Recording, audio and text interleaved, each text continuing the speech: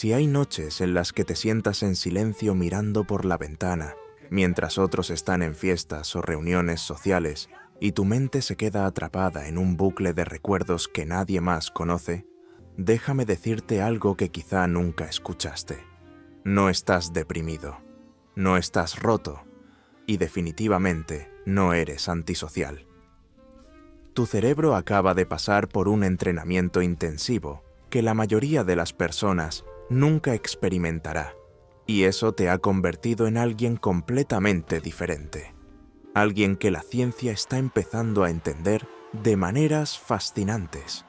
Porque resulta que cuando has vivido demasiado, cuando has atravesado tormentas que otros apenas pueden imaginar, tu neurología cambia. Literalmente. No es metáfora, no es poesía barata de autoayuda, es biología pura y dura. Y lo que la sociedad interpreta como distanciamiento, frialdad o incluso trauma sin resolver, en realidad es tu sistema nervioso funcionando exactamente como debería después de haber sido forjado en el fuego. Mientras el resto del mundo persigue validación externa, corre detrás de conexiones superficiales y se derrumba ante el primer obstáculo real, tú estás operando en una frecuencia completamente distinta. Una frecuencia que no todos pueden sintonizar. Y honestamente, después de todo lo que has atravesado, tiene perfecto sentido que así sea. No estás amargado, no estás traumatizado de forma irreparable. Y definitivamente no eres el problema que algunos intentan hacerte creer que eres. Lo que pasa es que has desarrollado lo que los psicólogos llaman una arquitectura emocional completamente renovada. Una forma de procesar el mundo que es simultáneamente más resistente y más sensible, y más cautelosa y más valiente, más solitaria y más auténtica. Tu psicología está jugando ajedrez mientras todos los demás juegan damas. Y ahora mismo, en este preciso momento, tu cerebro está haciendo algo extraordinario. Está evaluando cada palabra que lees, cada concepto que presento, pasándolo por filtros que la mayoría de las personas ni siquiera saben que existen. Porque cuando has vivido suficiente dolor, suficiente caos, suficiente incertidumbre, desarrollas un sistema de detección de amenazas tan sofisticado que haría que los radares militares parezcan juguetes de niños. Déjame explicarte exactamente qué está pasando en tu cerebro ahora mismo. ¿Por qué te sientes tan diferente del resto? ¿Y por qué esa diferencia no solo es normal, sino que podría ser tu mayor fortaleza? Empecemos por la neurociencia básica. Tu cerebro tiene una región llamada amígdala, esa pequeña estructura con forma de almendra que funciona como el sistema de alarma de tu cuerpo. En una persona promedio, digamos alguien que ha tenido una vida relativamente estable, la amígdala se activa ante amenazas obvias. Un perro agresivo, un coche que frena de repente, una crítica directa de su jefe. Pero cuando has pasado por demasiadas cosas, cuando has enfrentado traiciones que no viste venir, pérdidas que nunca creíste posibles, situaciones que te obligaron a reconstruirte desde cero, tu amígdala se recalibra. Los neurocientíficos de la Universidad de Stanford descubrieron algo fascinante en estudios con personas que han experimentado adversidad significativa. Su amígdala no solo se vuelve más activa, se vuelve más discriminante. Traducción: no eres paranoico, eres preciso. Tu cerebro aprendió, a través de experiencias reales y dolorosas, que el peligro no siempre llega gritando. A veces llega con una sonrisa, a veces llega disfrazado de oportunidad, a veces llega en forma de personas que juran que esta vez será diferente. Y tu sistema nervioso, siendo la máquina de supervivencia evolutiva que es, tomó notas muy detalladas. Pero aquí está lo que la mayoría de la gente no entiende. Esta hipervigilancia, este estado constante de evaluación, no es disfuncional, es adaptativo. Investigadores de la Universidad de Cambridge estudiaron a personas que habían superado múltiples crisis vitales y encontraron algo contraintuitivo.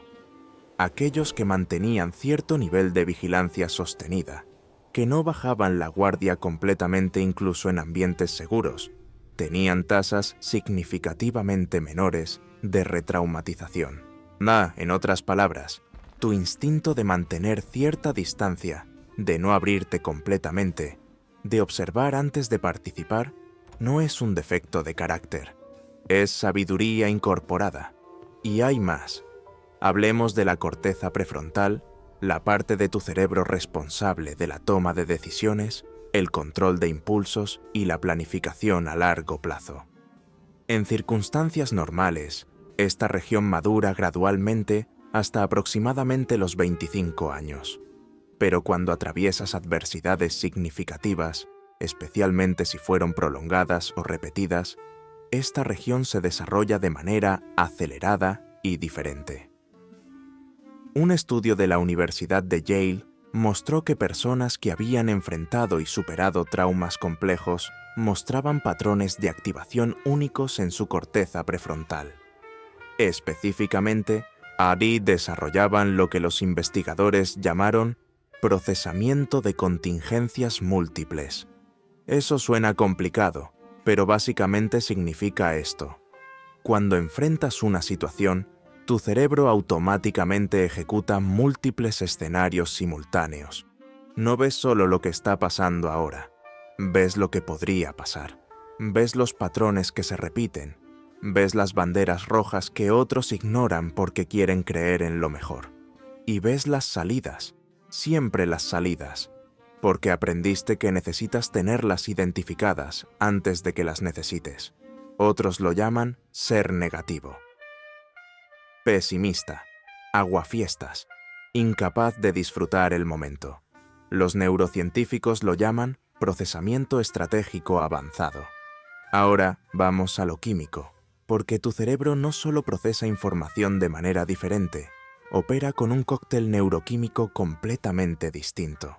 La dopamina, ese neurotransmisor que todo el mundo asocia con el placer y la recompensa. En una persona promedio, la dopamina se dispara ante estímulos relativamente predecibles. Una buena comida, un like en redes sociales, un cumplido de un extraño, pequeñas dosis de validación externa que mantienen a la mayoría de las personas enganchadas al ciclo de búsqueda y recompensa.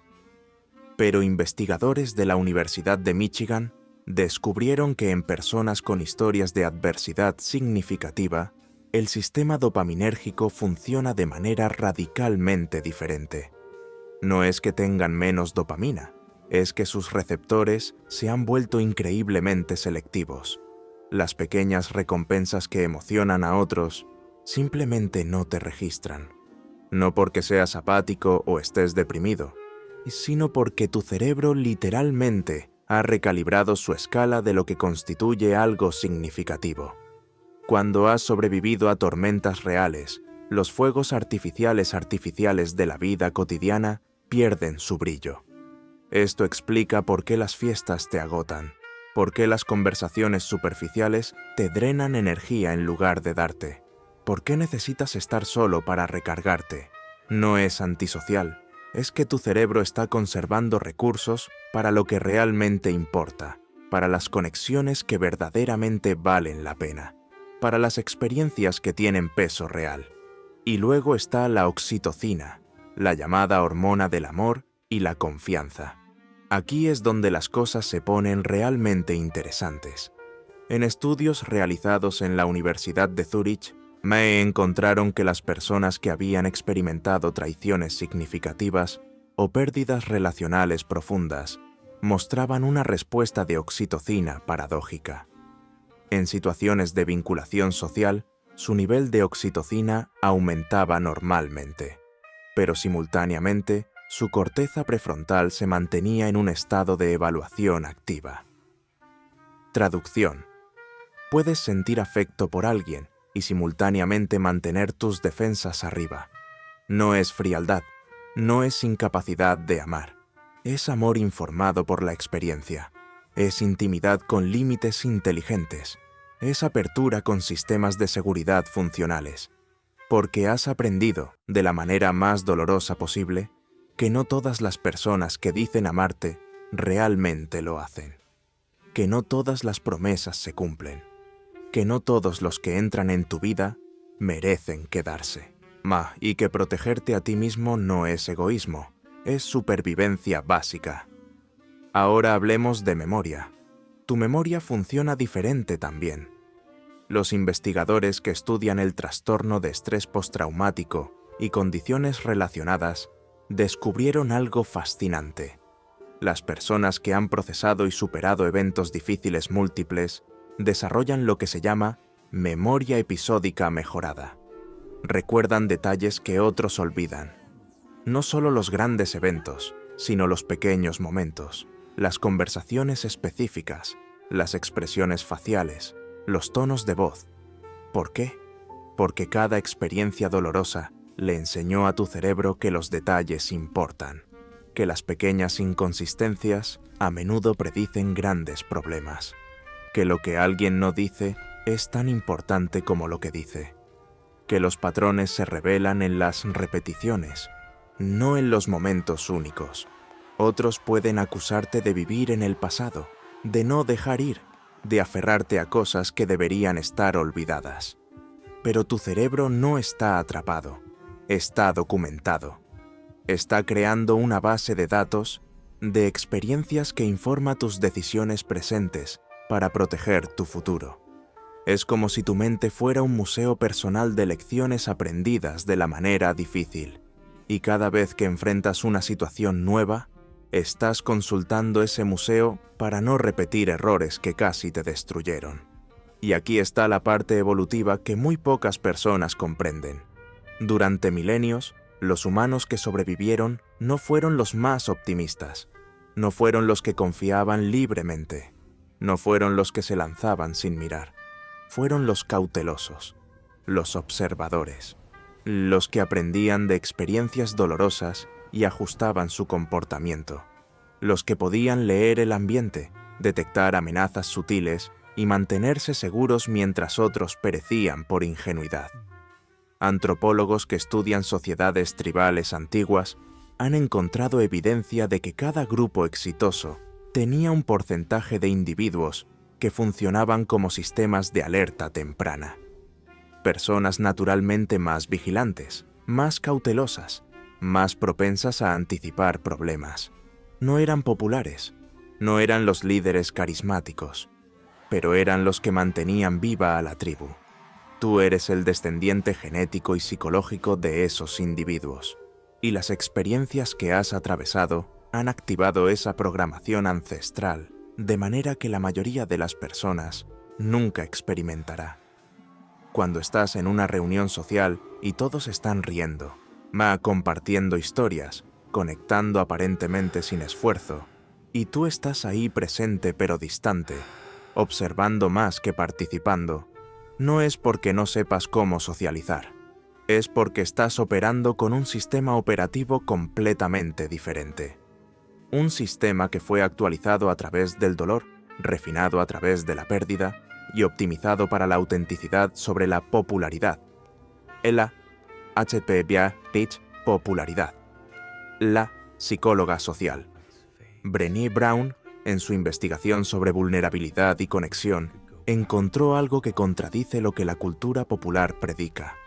Las personas que han experimentado y procesado dolor significativo no son menos capaces de conectar. Son infinitamente más selectivas sobre con quién conectan. No es un bug del sistema, es la característica principal, porque aquí está la verdad incómoda que nadie quiere admitir. La mayoría de las interacciones sociales son teatro. Son intercambios superficiales de máscaras cuidadosamente construidas. Son performances diseñadas para obtener validación, evitar rechazo o mantener una imagen específica. Y cuando has pasado por suficiente, cuando has sido despojado hasta tus huesos y reconstruido desde allí, simplemente no tienes la energía ni el interés para participar en ese teatro.no, http://teatro.no/. Es superioridad, es cansancio. Un cansancio profundo y justificado de pretender que conversaciones vacías tienen sustancia, de fingir que te importan dramas que en el gran esquema de las cosas son ruido insignificante, de actuar como si no vieras las grietas que todos los demás ignoran deliberadamente. Y esto te convierte en alguien incómodo para muchos, porque tu sola presencia, tu silencio observador y tu negativa a participar en el juego social esperado, les recuerda a otros que hay niveles de profundidad que están evitando, que hay verdades que no quieren enfrentar, que sus vidas cuidadosamente curadas podrían estar construidas sobre fundamentos frágiles. Los investigadores de la Universidad de Buffalo estudiaron dinámicas grupales y encontraron que las personas que habían superado adversidades significativas a menudo se convertían en lo que llamaron desestabilizadores benignos. Su presencia no era agresiva ni conflictiva, pero su autenticidad involuntaria hacía que otros cuestionaran sus propias máscaras, y eso genera rechazo, no porque hagas algo malo, sino porque tu existencia es un espejo que muchos prefieren no mirar. Ahora, hablemos de algo que probablemente has experimentado, pero nunca supiste cómo nombrar. La fatiga de la empatía. Suena contradictorio, lo sé, porque uno pensaría que haber sufrido te haría más empático, más comprensivo del dolor ajeno, y en cierto sentido lo hace, pero también te da algo que la mayoría no tiene. Discernimiento. Neurocientíficos del Instituto Max Planck descubrieron que la empatía no es un recurso infinito. Es un proceso cognitivo y emocional que consume energía real, medible. Y las personas que han experimentado sus propias crisis desarrollan lo que los investigadores llamaron empatía estratégica. No es que no sientan el dolor de otros, es que han aprendido a distinguir entre dolor genuino y drama manufacturado. Puedes detectar instantáneamente la diferencia entre alguien que realmente está sufriendo y alguien que está actuando sufrimiento para obtener atención, entre crisis reales y crisis performativas, entre personas que necesitan ayuda y personas que necesitan audiencia. Y una vez que desarrollas ese radar, no puedes apagarlo. Esto te hace parecer duro, insensible, incluso cruel a veces, porque cuando alguien llega a ti con lo que perciben como una tragedia monumental, y tu respuesta es medida, contenida, no dramática, te acusan de no importarte. Pero la verdad es exactamente lo opuesto. Te importa demasiado como para desperdiciar tu limitada energía emocional en validar performances. Te importa demasiado como para participar en ciclos de victimización que no llevan a ninguna parte. Te importa lo suficiente como para ser honesto en lugar de cómodo. Y en un mundo adicto a la comodidad emocional, eso te convierte en un villano. Un estudio longitudinal de la Universidad de Michigan siguió a sobrevivientes de trauma durante 15 años y encontró un patrón consistente. Aquellos que desarrollaban lo que los investigadores llamaron compasión calibrada, que podían sentir empatía sin ser consumidos por ella, tenían vidas significativamente más estables y satisfactorias que aquellos que mantenían empatía indiscriminada. Traducción. Aprender a decir no a los vampiros emocionales no te hace malo, te hace sabio. Y hablando de sabiduría, existe otro fenómeno psicológico fascinante que probablemente reconocerás, la paradoja del aburrimiento profundo. Superficialmente, tu vida podría parecer menos emocionante que la de otros, menos drama, menos caos, menos de esas historias locas que la gente comparte en fiestas. Pero internamente, estás viviendo en capas de complejidad que la mayoría nunca accederá. Los psicólogos existenciales han estudiado este fenómeno extensamente. Cuando has confrontado tus propias sombras, cuando has estado en los bordes del abismo y elegiste regresar, desarrollas lo que el filósofo Søren Kierkegaard llamó conciencia vertical. No solo vives horizontalmente a través del tiempo, experimentando un evento tras otro. Vives verticalmente, profundizando en el significado, cuestionando la existencia, explorando capas de realidad que otros ni siquiera saben que existen. Esto hace que las conversaciones casuales sean tortuosas, porque mientras otros hablan sobre el clima, los deportes, el último escándalo de celebridades, tu mente está operando en frecuencias filosóficas, no por pretensión, por necesidad. Porque cuando has reconstruido tu vida desde las cenizas, necesitas razones profundas para seguir construyendo. Y aquí está lo que nadie te dice sobre esto. Es solitario, profundamente solitario. No el tipo de soledad que se arregla con más contacto social. Es la soledad existencial de operar en una longitud de onda que pocos sintonizan. Investigadores de la Universidad de Chicago estudiaron lo que llamaron soledad filosófica y descubrieron algo sorprendente. Las personas que experimentaban este tipo de soledad, esta sensación de estar fundamentalmente desconectadas, incluso en medio de multitudes, no eran menos felices que la población general. Pero su felicidad venía de fuentes completamente diferentes, no de validación externa o pertenencia grupal, sino de coherencia interna y autenticidad personal. Traducción.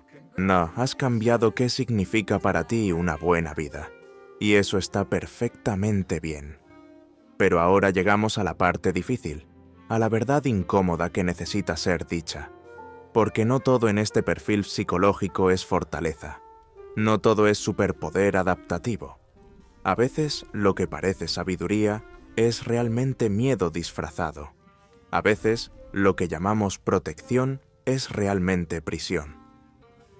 Antes de que la sección de comentarios explote con acusaciones de que estoy romantizando el trauma o validando comportamientos poco saludables, escúchame en esto.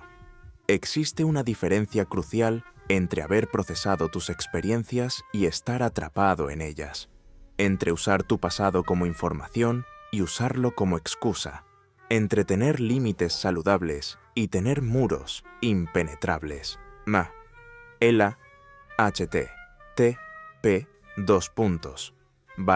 impenetrables.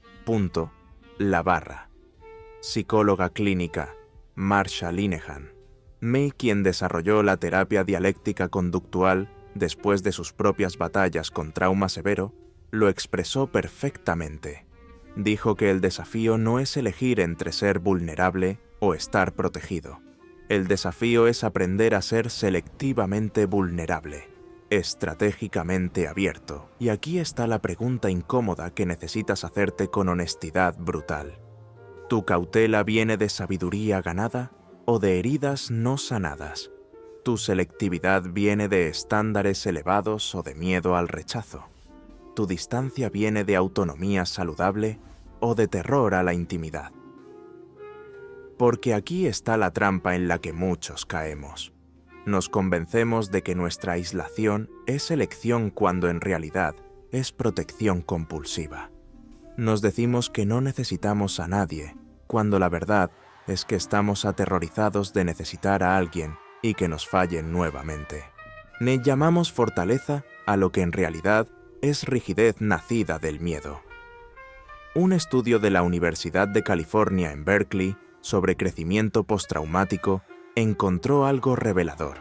Las personas que genuinamente habían crecido a través de sus experiencias difíciles mostraban un patrón específico. Eran simultáneamente más cautelosas y más valientes, más protectoras y más abiertas, más conscientes de los riesgos y más dispuestas a tomarlos cuando valía la pena. http://pena. La barra. Diferencia clave era esta. Habían integrado sus experiencias en lugar de ser definidas por ellas. Usaban su dolor como dato, no como destino, como contexto, no como conclusión. Entonces la pregunta no es si has pasado por mucho. Obviamente lo has hecho. La pregunta es si estás permitiendo que esas experiencias te informen o te deformen. No si te están haciendo más sabio o simplemente más cerrado. Si te están enseñando discernimiento o simplemente confirmando tus miedos. Y honestamente, Probablemente sea una mezcla de ambos, porque somos humanos, no máquinas. No procesamos trauma de manera perfectamente lineal. Sanamos en espirales, avanzando y retrocediendo, aprendiendo y desaprendiendo, abriendo y cerrando en ciclos que a veces tienen sentido y a veces no. Pero aquí está lo que sí sé. La versión de ti que ha sobrevivido a todo lo que has enfrentado tiene acceso a niveles de fuerza, comprensión y autenticidad que la mayoría de las personas nunca alcanzará. No porque seas mejor que ellos, sino porque fuiste forjado en fuego que ellos nunca tuvieron que enfrentar. Tienes una capacidad única para la verdad, para ver a través de mentiras que otros creen cómodamente, mas para reconocer patrones que otros ignoran, para mantenerte firme cuando otros colapsan, para reconstruir cuando otros abandonan. Y sí, viene con un precio. Te hace diferente. Te hace solitario a veces. Te hace incomprendido frecuentemente. Te hace demasiado intenso para algunos, demasiado distante para otros, demasiado complicado para la mayoría. Pero también te hace real en un mundo obsesionado con lo falso, profundo en una cultura adicta a lo superficial, auténtico en una sociedad performativa, y resistente de maneras que salvarán tu vida una y otra vez. No te estás perdiendo de nada al no participar en el circo social que otros llaman vida. Solo estás jugando un juego diferente, uno que tal vez tenga apuestas más altas, recompensas más profundas y significado más duradero. No. http:// duradero.no/. Estás roto. No eres demasiado. No eres el problema que algunos intentan convencerte de que eres. Solo estás construido para profundidad en un mundo obsesionado con velocidad, para sustancia en una cultura adicta a superficialidad, para verdad en un ecosistema que prefiere ilusiones cómodas. Y honestamente, después de todo lo que has sobrevivido, después de todas las veces que te reconstruiste, cuando otros habrían permanecido en ruinas, después de todas las batallas que nadie vio, pero que luchaste de todas formas, eso es exactamente lo que te hace extraordinario. Porque al final, no se trata de cuánto has pasado, se trata de quién te has convertido en el proceso. Y si estás aquí, si llegaste hasta el final de esto, si algo resonó en tu interior, entonces ya sabes la respuesta.